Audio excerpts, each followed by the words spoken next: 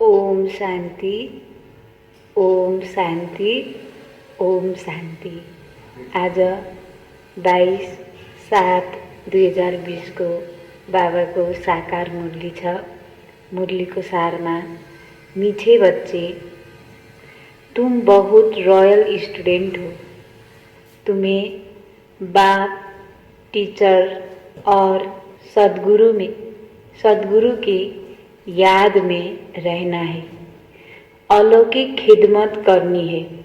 बाबली सार में बन गयो, मीठे बच्चे तुम बहुत रॉयल स्टूडेंट हो।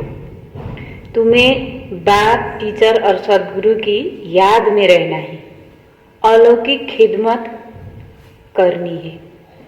आज बाबली भन्नुहुन्छ कि हामीहरू एकदम रोयल स्टुडेन्ट, त बाबा, टीचर र सद्गुरुको याद गर्नु छ, अलौकिक खिदमत, यो अलौकिक जो सेवा बाबली हुन्छ यो पनि गर। प्रश्नमा, जो अपने आप को बेहद का पारधारी समझकर चलते हैं, उनकी निशानी सुनाओ। उत्तर, उनकी बुद्धि में कोई भी स्थूल व सूक्ष्म देहधारी की याद नहीं होगी। वह एक बाप को और शांति धाम घर को याद करते रहेंगे, क्योंकि बलिहारी एक की ही है। जैसे बाबा सारी दुनिया की खिदमत करते हैं, पतितों को पावन बनाते हैं, ऐसे बच्चे भी बाबा समान खिदमतगार बन जाते हैं।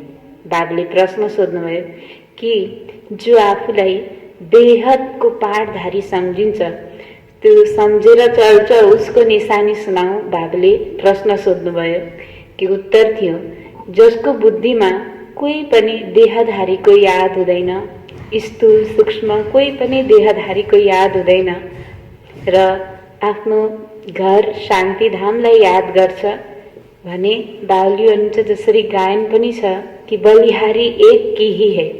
जसरी बाबा यो सारा दुनियाँको खिदमत गर्नुहुन्छ, सेवा गर्नुहुन्छ, पतितलाई पावन बनाउनुहुन्छ, यस्तै बच्चाको पनि बाबले के भन्नुहुन्छ कि बच्चाले पनि बाबा समान खिदमतगार बन जाते हैं। सेवाधारी बाबले बच्चालाई भन्नुहुन्छ कि बाबा जसरी पतितलाई पावन बनाउँछ यो सारा दुनियाँको आत्मालाई, भने बच्चाको पनि यो बेहदको पाठ भनेको यो सारा दुनियाँको खिदमत गर्ने पाठ, सेवा गर्ने। ओम शांति। पहले पहले बाबा बच्चों को सावधानी देते हैं। यहाँ बैठते हो तो अपने को आत्मा समझ बाबा के आगे बैठे हो। यह भी बुद्धि में लाओ कि हम बाबा के आगे भी बैठे, टीचर के आगे भी बैठे। नंबर 1 बात है, हम आत्मा है, बाप भी आत्मा है, टीचर भी आत्मा है, गुरु भी आत्मा है, एक ही है ना। यह नई बात तुम सुनते हो। तुम कहेंगे, बाबा हम तो कल्प कल्प ये सुनते हैं, तो बुद्धि में यह याद रहे। बाबा पढ़ाते हैं, हम आत्मा इन ऑर्गन्स द्वारा सुनती है। यह ज्ञान इस समय ही तुम बच्चों को मिलता है, ऊंचते ऊंच भगवान द्वारा। वह सभी आत्माओं का बाप है जो वर्षा देते हैं। क्या ज्ञान देते हैं? सबकी सद्गति करते हैं, यानी घर ले जाते हैं। कितने को ले जाएंगे यह भी तुम सब जानते हो। बाबले सोध्दै हुनुहुन्छ कि कितने को ले जाएंगे, बाबले आफ्नो घर कति आत्मालाई लिएर जानुहुन्छ यो पनि बच्चालाई थाहा छ कि मच्छर सदृश्य सभी आत्माओं को जाना है। सतयुग में एक ही धर्म, पवित्रता, सुख, शांति सब रहता है। तुम बच्चों को चित्र पर समझाना बहुत सहज है। बच्चे भी नक्शे पर समझ जाते हैं ना। इंग्लैंड है, यह है, फिर वह याद पड़ता है। यहाँ भी ऐसे है, एक एक स्टूडेंट को समझना होता है। महिमा भी एक की है। शिवाय नमः। ऊंचे ते ऊंच भगवान। रास्ता बाप घर का बड़ा होता है ना, वह हद के, यह सारे बेहद के घर का बाप। यह टीचर या फिर टीचर भी है, तुमको पढ़ाते हैं तो तुम बच्चे को बहुत खुशी रहनी चाहिए। तुम स्टूडेंट भी रॉयल हो। बाबा कहते हैं मैं साधारण तन में आता हूँ, प्रजाति का ब्रह्मा भी तो जरूर यहाँ चाहिए। उन बिगड़ काम कैसे चल सकता, और जरूर बुजुर्ग ही चाहिए क्योंकि एडॉप्टेड है तो बुजुर्ग चाहिए। कृष्णा तो बच्चे बच्चे बोल ना सके, बुजुर्ग सोचता है। बच्चे को थोड़े ही कोई बाबा कहेंगे, तो बच्चों को भी बुद्धि में आना चाहिए कि हम किसके आगे बैठे हैं। अंदर में खुशी आनी चाहिए। स्टूडेंट कहाँ भी बैठे होंगे, उनकी बुद्धि में बाप भी याद आता है, टीचर भी याद पड़ता है। उनको तो बाप टीचर, बाप अलग टीचर अलग होता है। तुम्हारा तो एक ही बाप टीचर गुरु है। यहाँ बाबा भी तो स्टूडेंट है, पढ़ रहे हैं, सिर्फ लोन पर रथ लिया हुआ है और कोई फर्क नहीं। बाकी तुम्हारी मुआफिकी है। इनकी आत्मा भी यही समझती है जो तुम समझते हो। बलिहारी एक की ही है, उनको ही प्रभु ईश्वर कहते हैं। यह भी कहते हैं अपने को आत्मा समझ एक परमात्मा को याद करो, बाकी सब स्थूल व सूक्ष्म देहधारियों को भूल जाओ। तुम शांति धाम के रहने वाले हो, तुम हो बेहद के पारधारी। यह बातें और कोई नहीं जानते। दुनिया में, दुनिया भर में किसको भी पता नहीं। यहाँ जो आते हैं वह समझ जाते हैं और बाबा की सर्विस में आ जाते हैं। ईश्वरीय खिदमतगार ठहरे ना। बाबा भी आए हैं खिदमत करने, पतितों को पावन बनाने की खिदमत करते हैं। राज्य गवाकर फिर जब दुखी होते हैं तो बाबा को बुलाते हैं। जिसने राज्य दिया उनको ही बुलाएंगे। तो बच्चे जानते हो बाप सुखधाम का मालिक बनाने आए हैं। बच्चों में यह किसको पता नहीं है, तो सब भारतवासी एक धर्म के, यह है मुख्य धर्म। सो जरूर जब ना हो तब बाप आकर स्थापन करे। बाबा समझाते हैं भगवान जिसको सारी दुनिया अल्लाह गॉड कह पुकारते हैं, वह यहाँ ड्रामा अनुसार कल्प पहले मुआफिक आए हैं। यह है गीता का एपिसोड जिसमें बाबा आकर स्थापना करते हैं। गाया जाता है ब्राह्मण और देवी देवता, क्षेत्रीय नहीं कहेंगे, ब्राह्मण देवी देवता नमः कहते हैं, क्योंकि क्षेत्रीय तो फिर भी दो कला कम हो गया ना। तो स्वर्ग कहा जाता है नई दुनिया को, त्रेता को नई दुनिया थोड़े ही कहेंगे। पहले पहले सतयुग में है एकदम नई दुनिया। यह है पुराने ते पुरानी दुनिया, फिर नए ते नई दुनिया में जाएंगे। हम उस दुनिया में जाते हैं तब तो बच्चे कहते हैं हम नर से नारायण बनते हैं। कथा भी हम सत्य नारायण की सुनते हैं। प्रिंस बनने की कथा नहीं कहते, सत्य नारायण की कथा है। वह नारायण को अलग समझते हैं, परंतु नारायण की कोई जीवन कहानी तो है नहीं। ज्ञान की बातें तो बहुत है ना, इसलिए 7 रोज दिए जाते हैं। 7 रोज भट्टी में रहना पड़े, परंतु ऐसे भी नहीं यहाँ भट्टी में रहना है। ऐसे तो फिर भट्टी का बहाना कर बहुत ढेर आ जाए। तो पढ़ाई सवेरे और शाम को होती है। दोपहर में वायुमंडल ठीक नहीं होती। रात्रि का भी 10 से 12 तक वायुमंडल बिल्कुल खराब होता है अथवा बिल्कुल खराब टाइम है। 10 से 12 बजे तक बिल्कुल खराब टाइम है। यहाँ तुम बच्चों को मेहनत करनी है, याद में रह शतो प्रधान बनने की। वह तो सारे दिन काम धंधे में रहते हो। ऐसे भी बहुत है जो धंधे धोरी करते फिर याद भी जाती। ऐसे भी बहुत है जो धंधे धोरी करते फिर पढ़ते भी है जास्ती अच्छी नौकरी करने के लिए। यहाँ तुम पढ़ते हो, टीचर को याद करना पड़े जो पढ़ाते हैं। अच्छा टीचर समझकर ही याद करो तो भी तीनों इकट्ठे ही याद आ जाते हैं। बाप टीचर गुरु तुम्हारे लिए बहुत सहज है जो झट याद आने चाहिए। यहाँ बाबा यह हमारा बाबा भी है, टीचर और गुरु भी है। ऊंचते ऊंच बाबा है जिससे हम स्वर्ग का वर्षा ले रहे हैं। तो बाबा कहते हैं हम स्वर्ग में जरूर जाएंगे, स्वर्ग की स्थापना जरूर होनी है। तुम पुरुषार्थ सिर्फ करते हो ऊंच पद पाने लिए, यह भी तुम जानते हो। मनुष्य को भी पता पड़े, तुम्हारा आवाज फैलता रहेगा। तुम ब्राह्मणों का अलौकिक धर्म है श्रीमत पर अलौकिक सेवा में तत्पर रहना। यह भी मनुष्य को पता पड़ जाएगा कि तुम श्रीमत पर कितना ऊंच काम कर रहे हो। तुम्हारी जैसी अलौकिक सर्विस कोई कर ना सके। तुम ब्राह्मण धर्म वाले ही ऐसे कर्तव्य करते हो तो ऐसे कर्म में लग जाना चाहिए, इसमें ही बिजी रहना चाहिए।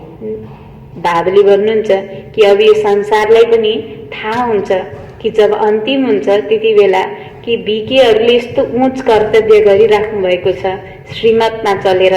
त बाबले भन्नुहुन्छ कि अहिले यो कर्ममा जो यो खिदमत भगवानको खिदमत गर्नेमा तिमीले पनि के गर त मद्दत गर। यसले समयमा नै बाबले भन्छ यसैमा तिमी बिजी बना। बाबा भी बिजी रहते हैं ना। तुम राजधानी स्थापना कर रहे हो, वह तो पंचायत मिलकर सिर्फ पालना करती है। या तुम गुप्त देश में क्या कर रहे हो? तुम हो incognito unknown warriors non violence. गुप्त सेना जो आज संसारमा कसैलाई पनि थाहा छैन। त गुप्त सेना बाबले आज उदाहरण दिनुहुन्छ कि इनका अर्थ भी कोई नहीं समझते। तुम हो डबल अहिंसक सेना। बड़ी हिंसा तो यह विकार की जो पतित बनाती है, इनको ही जितना है। भगवान वाच काम महाशत्रु है, इन पर जीत पाने से तुम जगत जीत बनेंगे। ये लक्ष्मी नारायण जगत जीत है ना। भारत जगत जीत था, ये विश्व के मालिक कैसे बने यह भी बाहर वाले समझ ना सके। इस समझने में बड़ी विशाल बुद्धि चाहिए। बड़े बड़े इम्तिहान पढ़ने वालों की विशाल बुद्धि होती है ना। तुम श्रीमत पर अपना राज्य स्थापना करते हो तो तुमको भी समझा सकते हो। तुम किसको भी समझा सकते हो। विश्व में शांति थी ना और कोई राज्य नहीं था। स्वर्ग में शांति हो ना सके। वैश्य को कहते हैं गार्डन ऑफ अल्लाह। सिर्फ बगीचा थोड़े ही होगा, मनुष्य भी तो चाहिए ना। अभी तुम बच्चे जानते हो हम वैश्य के मालिक बन रहे हैं तो बच्चों को कितना नशा रहना चाहिए और ऊंच ख्यालात होने चाहिए। तुम बाहर के कोई भी सुख को नहीं चाहते हो। इस समय तुमको बिल्कुल सिंपल रहना है। अभी तो ससुर घर जाते हो, यह पियर घर। यह तुम्हें डबल पिताएं मिली है। एक निराकारी ऊंचते ऊंच, दूसरा साकारी वह भी ऊंचते ऊंच।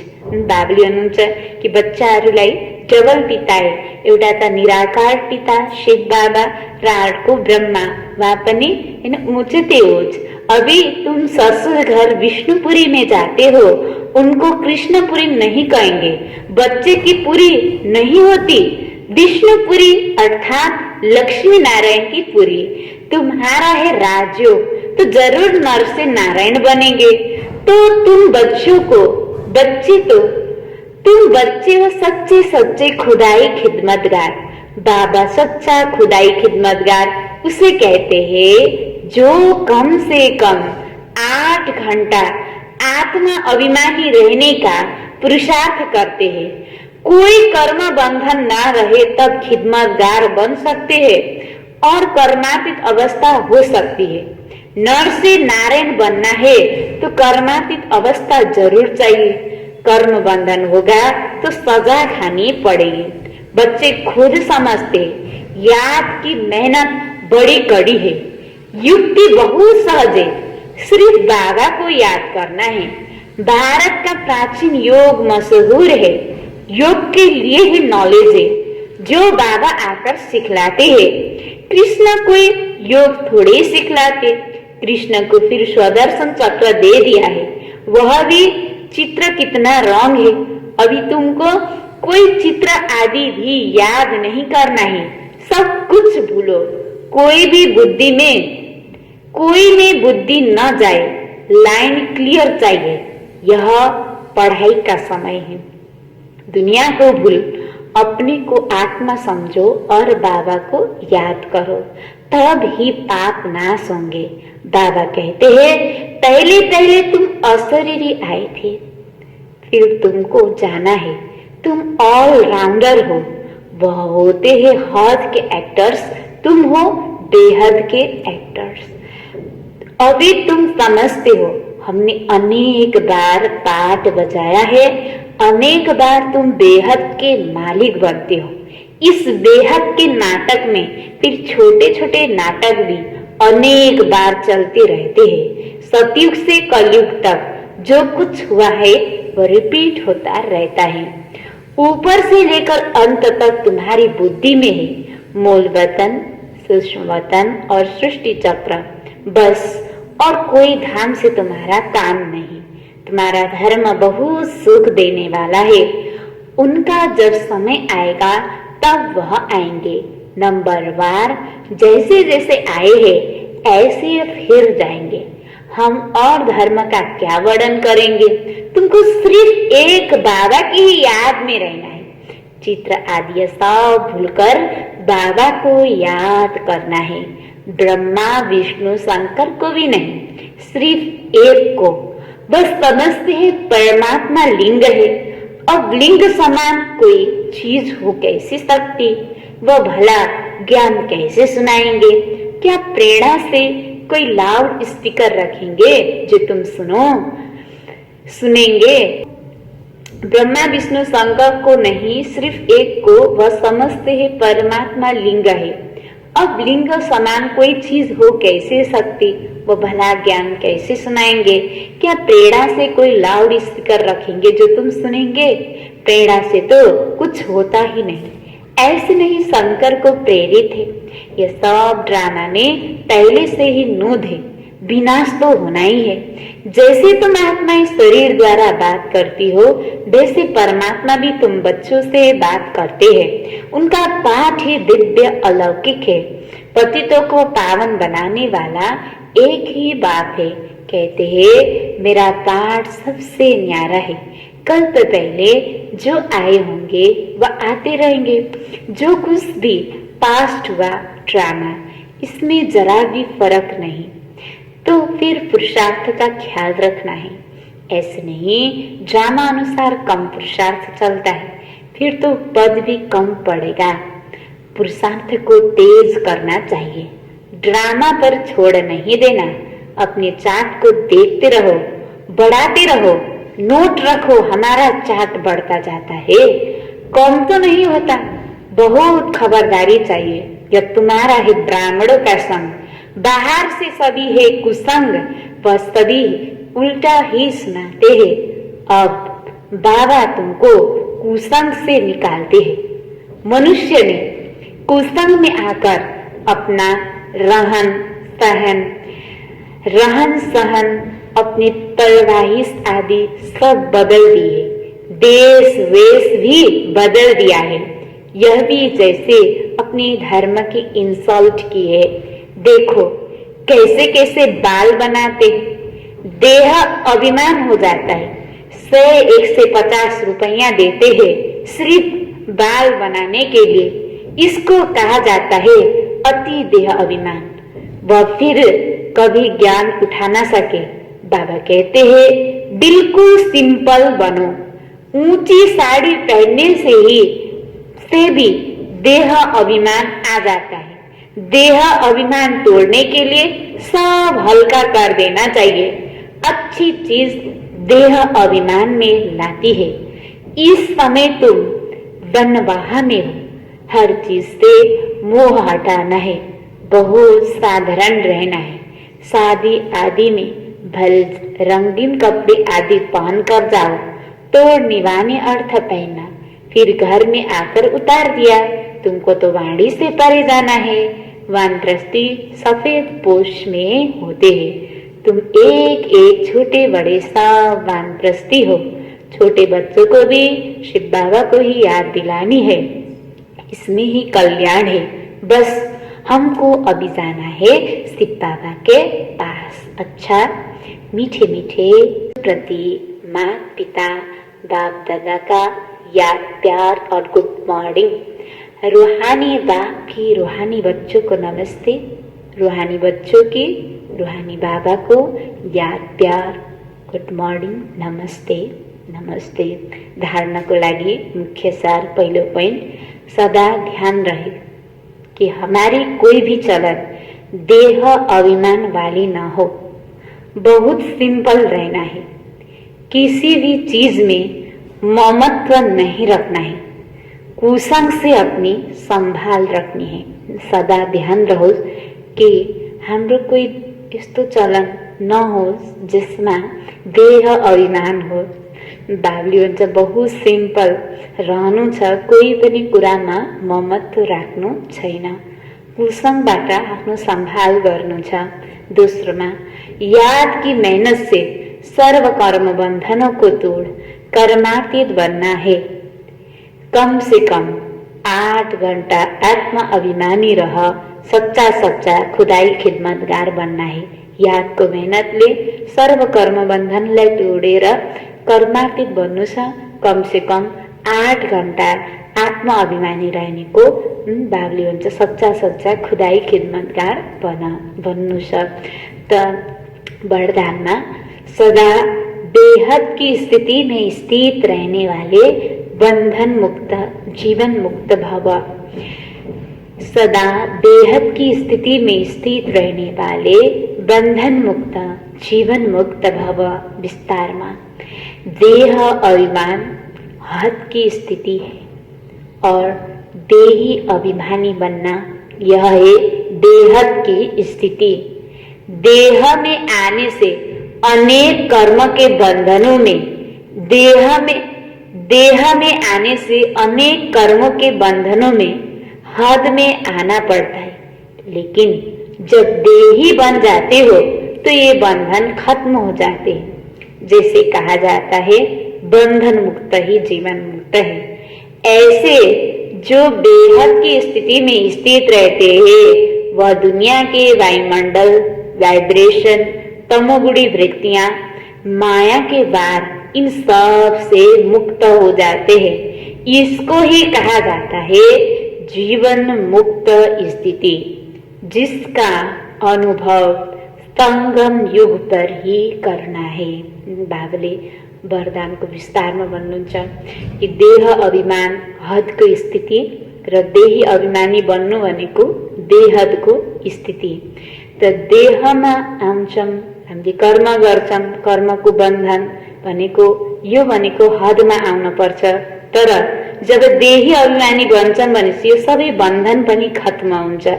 जसरी कहावत भन्छ कि जहाँ बन्धन मुक्त छ त्यहाँतिर जीवन मुक्त हुन्छ। यस्तो बेहदको स्थितिमा स्थित रहने वाला, चाहे वायुमण्डल दुनियाको संसारिक वायुमण्डल वाइब्रेसन तमोगुणी वृत्तियां मायाको भार यो सबैबाट मुक्त हुन सक्छ। त्यही भएर बाबुले भन्छ यसैलाई नै जो यो सबैबाट मुक्त हुन्छ उनी जीवन मुक्त स्थितिको अनुभव गर्न सक्छ। यो पनि श्री संगम युगमा। स्लोगनमा निश्चय बुद्धि की निशानी, निश्चित विजय और निश्चिंत, उनके पास व्यर्थ आ नहीं सकता। बाबुले भन्छ कि निश्चय बुद्धिको निशानी, निश्चित विजय हैन, विजय के छ निश्चित छ र अर्को र जीवनमा निश्चिन्त, केही पनि चिन्ता गम दुख छैन भनेपछि उसको पासमा व्यर्थ पनि आउन सक्दैन। जो निश्चय बुद्धि को निशानी, निश्चित विजय और निश्चिंत, उनके पास व्यर्थ आ नहीं सकता। सारमा मीठे बच्चे, तुम बहुत रॉयल स्टूडेंट हो। तुम्हें बाप, टीचर और सदगुरु की याद में रहना है, अलौकिक खिदमत करनी है। प्रश्न, जो अपने आप को बेहद का पारधारी समझकर चलते हैं, उनकी निशानी सुनाओ। उत्तर, उनकी बुद्धि में कोई भी स्थूल व सूक्ष्म देहधारी की याद नहीं होगी। वह एक बात को और शांतिधाम घर को याद करते रहेंगे, क्योंकि बलिहारी एक की ही है। जैसे बाबा सारी दुनिया की खिदमत करते हैं, पतितों को पावन बनाते हैं, ऐसे बच्चे भी बाप समान खिदमतगार बन जाते हैं। ओम शांति।